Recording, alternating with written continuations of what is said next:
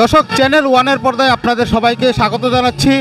আমি সাথে আছি জাকির হোসেন। আমরা এই মুহূর্তে আছি এশিয়া মহাদেশের মধ্যে সর্ববৃহৎ শিমুল বাগান, সুনামগঞ্জের তাহিরপুর উপজেলার মানিগাঁও গ্রামে এই শিমুল বাগান। এখানে প্রতি বছর নেয়, এবারও সুনামগঞ্জ জেলা শিল্পকলা একাডেমির উদ্যোগে বসন্ত বরণ উৎসব আয়োজন করেছে। আপনারা নিশ্চয়ই দেখতে পাচ্ছেন, আমাদের ছবিতে যদি দেখাই, এই মুহূর্তে বসন্ত বরণ উৎসবের যে সাংস্কৃতিক অনুষ্ঠান সেটা কিন্তু এই মুহূর্তে চলছে। তো সাংস্কৃতিক অনুষ্ঠানকে, যেহেতু বসন্ত বরণ অনুষ্ঠানকে ঘিরে আমরা দেখছি দেশের বিভিন্ন প্রান্ত থেকে দর্শনার্থীরা এসেছে।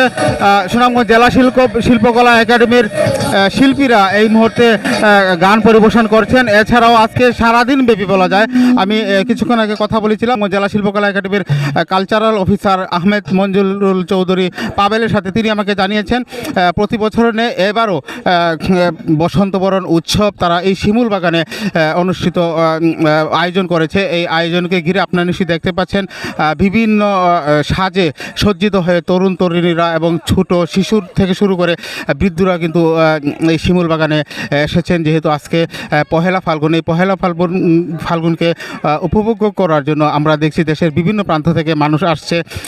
অনেকেই বিভিন্ন সাজে সজ্জিত হয়ে এসেছে। আমরা বেশ কয়েকজনের সাথে কথা বলেছিলাম, তারা ঢাকা থেকে শুরু করে সিলেট বিভাগের যে অন্যান্য জেলাগুলো রয়েছে সেই সব জেলা থেকেও তারা এসেছে।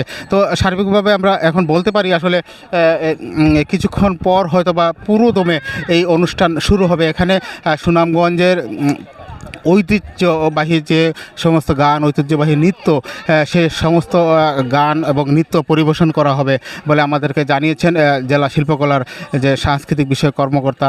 যেহেতু যেমন সুনামগঞ্জের আউল বাউলের রাজধানী বলা হয়, সুনামগঞ্জের বাউল সম্রাট শাহ আব্দুল করিম, হাসন রাজা, রাধারমন দত্তর জন্মস্থান সুনামগঞ্জে, তাদের গানগুলোই মূলত আজকে পরিবেশিত হবে এমনটাই আমাদেরকে জানিয়েছেন। বসন্ত বাতাসে সৈগ, বসন্ত বাতাসে যে গানটি, যে জনপ্রিয় গান, সেটা হচ্ছে বাউল সম্রাট শাহ আব্দুল করিমের গান।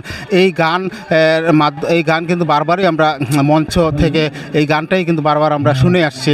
তো সার্বিকভাবে আমরা বলতে পারি এই বাগানেই কিন্তু আজকে পহেলা ফাল্গুন, এই বাগানে আসলেই বোঝা যাচ্ছে যে পহেলা ফাল্গুন পুরো বাগানে একেবারে রক্তিম আভায় পরিণত হয়েছে। তো আমরা হয়তোবা কিছুক্ষণ পর আপনাদেরকে আরও বিস্তারিত দেখাতে পারবো এবং জানাতে পারবো। চ্যানেল ওয়ানের মাধ্যমে আপনাদেরকে আমরা জানানোর চেষ্টা করবো আজকে সারাদিনই যে সুনামগঞ্জের শিমুল বাগানে এখন একেবারে প্রায় 3000 গাছে এখন ফুলে, লাল ফুলে টকবকে হয়ে আছে। তো এই ছিল সুনামগঞ্জ থেকে বসন্ত বরণ উৎসবের সর্বশেষ খবর।